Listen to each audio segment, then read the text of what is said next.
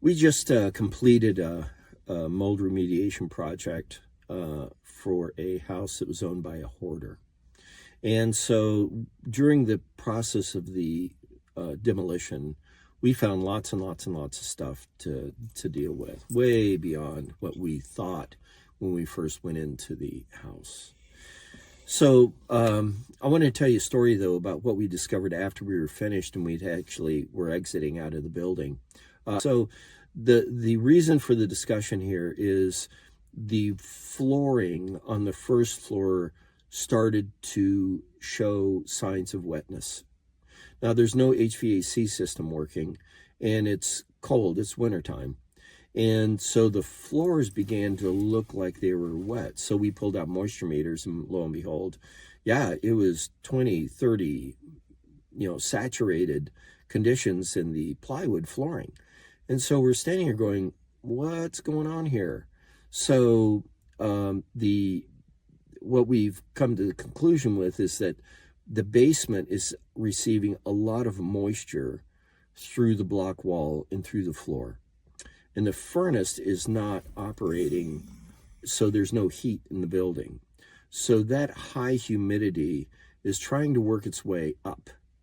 And so we do have some equipment that's producing a little bit of heat. And so we're thinking that the humidity is going up and the floor is acting like a barrier. And the floor is absorbing the moisture that we're seeing in the basement. So we go in the basement, look up, it's really, really, really, really wet. The floor joists are really wet. And we go upstairs on the first floor, and the floor is really, really wet. Go to the second floor, there's almost nothing.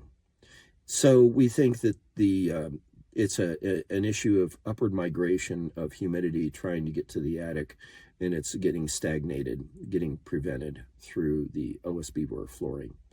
So if you're running into a situation like that, the way we resolved it was we put in a whole bunch of heaters. We put in traditional electric heaters. We put in some infrared heaters.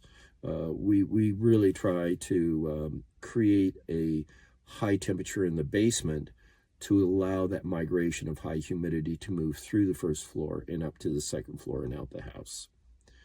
And that's the only way you can do it. So when you run into situations where you don't recognize what's going on, just stand there and look and think about the construction science that you understand and know, that basements allow moisture to humidity to move in, and where does that moisture go?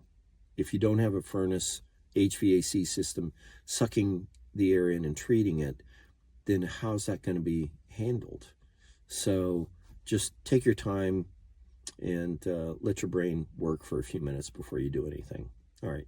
Bob Bennett, Farsight Management. It's better to use Farsight than hindsight.